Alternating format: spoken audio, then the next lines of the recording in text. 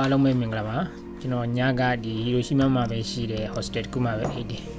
အခု hostel ကကျွေးတဲ့ breakfast ကိုစားမှာပဲဖြစ်ပါတယ်သူတို့ကပေါင်းမုံနေယူတွေပါညာအကုန်ချပေးထားတာပေါ့ coffee ရောကိုယ့်ကိုကြိုက်တယ်လို့စားလို့ရတယ်အဲလိုနဲ့ကျွန်တော်ပေါင်းမုံမီကင် coffee ဖြော်ပြီးတော့ breakfast စားစပိန်ဘဲလေးနဲ့အလာဘတာလာဘမျိုးတော့သူတို့တွေကမိုက်တယ်ဗျာဒါပြီးရင်ကိုရီးယားပဲသွားမှာ One more holiday. And then you have to take it. Yes, But lots of time. သူတို့နိုင်ငံပြန်ပြီးအလုပ်ပိုင်းပြန်ပြီးဒီမှာနောက်တစ်ခေါက်ထပ်ထွက်နိုင်ငံပြီးတယ်လိုက်ပါတယ်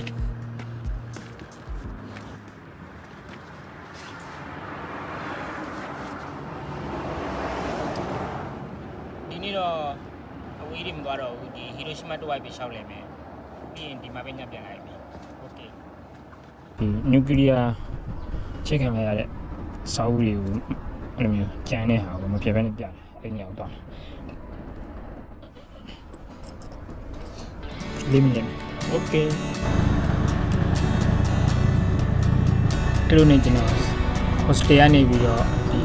nuclear bomb ကျဲခံတဲ့ကြံခဲ့တဲ့အစာအုပ်ရှိတဲ့နေရာအဲ့ဒီတိုင်းနေရာကိုကျွန်တော်ထွက်လာတာပဲဖြစ်ပါတယ်အဲ့နေရာရောက်တော့ကျွန်တော်ဆိုင်ကယ်ရက်ဖို့လိုက်ရှာဘလို့မှစနေပြီအနောက်ဆုံးကျွန်တော် 7-Eleven ရှိမှပဲကျွန်တော်ဆိုင်ကထားခဲ့လိုက်ပါတယ်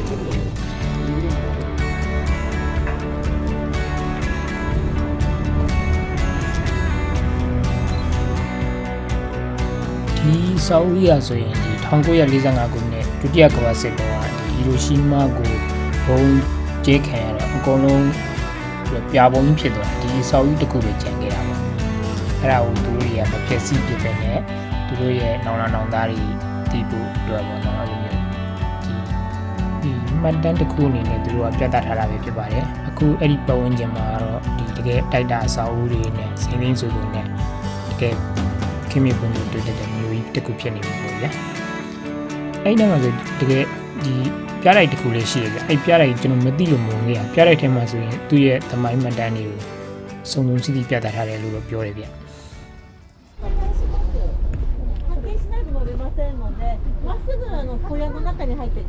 2 way は4線ですね。あ、そう。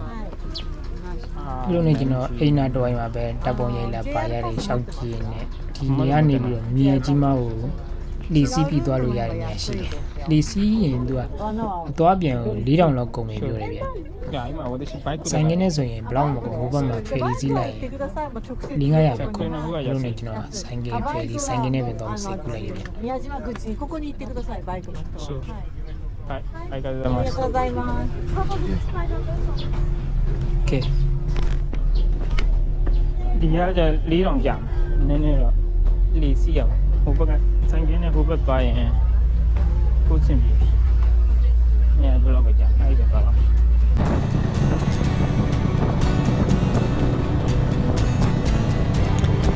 အဲ့လိုနဲ့ကျွန်တော်အဲ့နေရာနေပြီးတော့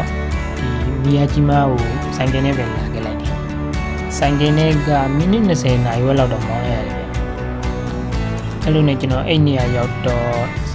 ဆိုင်ကယ်အပ်ဖို့အတွက်နေရာလိုက်ရှာလိုက်တော်တော်လေးကြာလိုက်တယ်အဲ့နာမှာနောက်ဆုံးအဲ့ကားပါကင်ဘူရိုကြီးတယောက်ကလမ်းပြီးတော့ဒီမှာအဲ့လိုရရဆိုလမ်းပြီးတော့ကျွန်တော်အဲ့မှာပဲအဲ့လိုက်တယ်သူကဟိုဆိုင်ကယ်အပ်ဖို့တီးကြရင်လို့မရှိဘူးဒီနေရာလွတ်တဲ့နေရာမှာပဲလို့ပဲဆိုင်ကယ်ကြီးတခြားလူတွေလည်းဆိုင်ကယ်ကြီးအပ်တာတွေ့ရတယ်ဗျာဒီတစ်စီးကို300တော့ပေးရတယ်မစိုးဘူးဗျာအဆင်ပြေတယ်300ဆိုတော့လေကျွန်တော်နောက်ဆုံးတော့အဲ့မှာပဲအပ်ခဲ့လိုက်ပါတယ်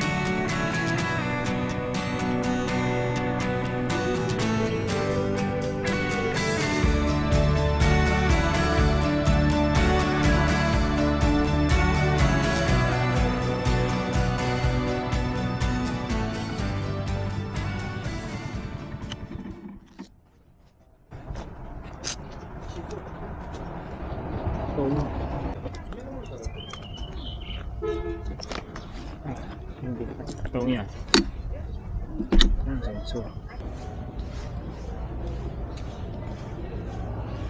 ကိုကရှေ့အမော်မင်းနဲ့နောက်ကနေလာတယ်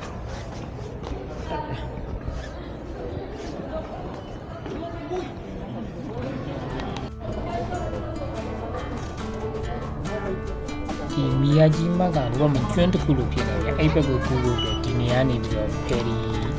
စီးရမှာဖြစ်ပါတယ်ဖယ်ရီစီးကားကတော့တယောက်ကို300ကျော်400လောက်ပဲကျပါတယ်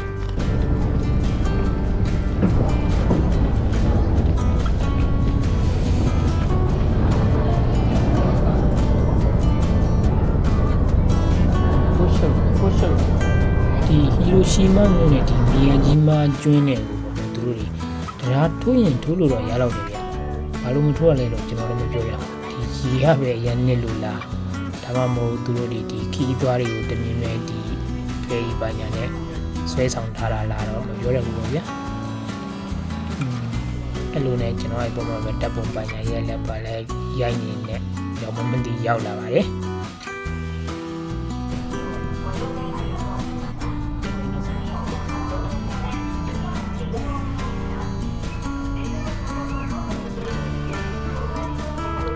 ဖယ်ရီကအရင်အကြာကြီးတော့မစီးလိုက်ရဘူးဗျ15မိနစ်20လောက်ပဲစီးရတယ်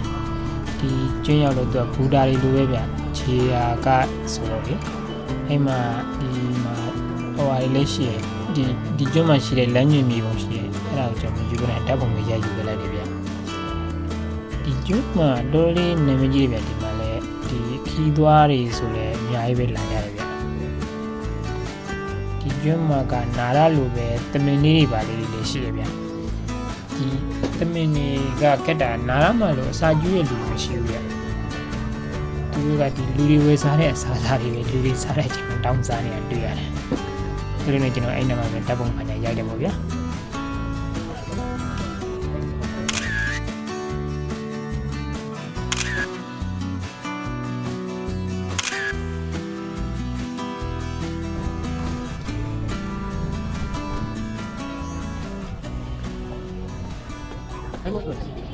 အဲ့လိုနဲ့ကျွန်တော်ဓာတ်ပုံပညာရိုက်တောင်ကြီးမြောက်ကြီးနဲ့ဒီနာမှာပဲနိုင်ဝတ်တနိုင်လောက်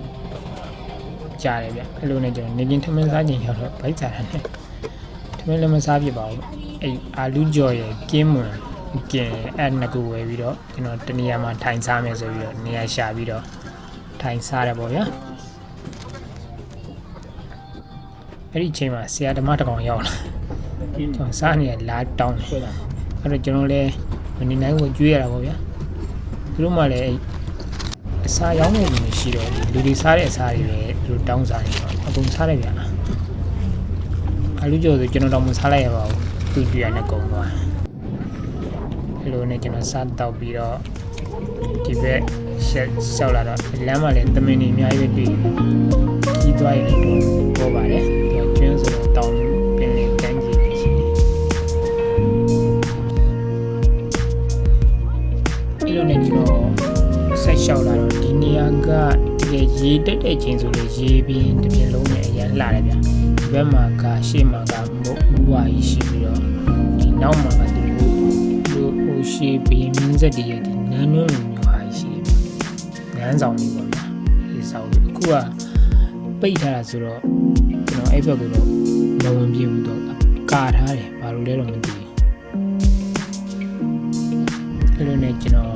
အဲ့ဘက်မှာရှောက်လေတပုံပညာရိုက်ပြီးပြန်တော့လေကျွန်တော်အားလုံးကျော်နောက်တစ်ဆုပ်ပဲပြီးတော့ခေါင်းလေးကျွေးသူတို့ကိုတော့ပါဘူးအားလုံးကျော်လေးစားတယ်ဒီခေါင်းလေးရှုပ်နေကုံစားတာဘာနေနေစားတာပဲကျွေးချစ်တယ်ချစ်စရာနေ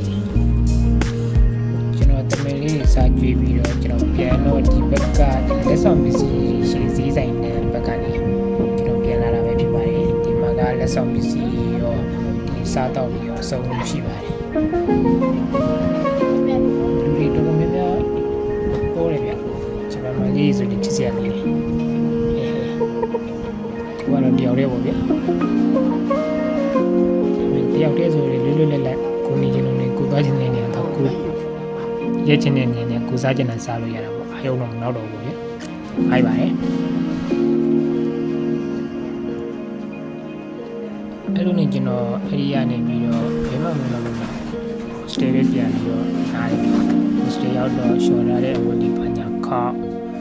ပြီးတော့အစ်စနာပေါ့ဗျာပြီးတော့ဒီနေ့ရိုက်လာတဲ့ဗီဒီယိုတွေတပ်ပုံတွေ laptop တွေကို data တွေပြန်ထည့်ပြီးတော့